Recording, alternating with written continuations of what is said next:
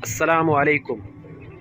तरबियत तरबियत उसे कहते हैं जिसमें हमारी ज़ुबान, इखलाक, रहन सहन, जज्बात, सुनने समझने की सलाहियत और अक्ल व फ़हम को एक खूबसूरत तरतीब हासिल हो, और ये तरतीब इंसान का किरदार बनाती है, सोच को खूबसूरत और मजबूत बनाती है।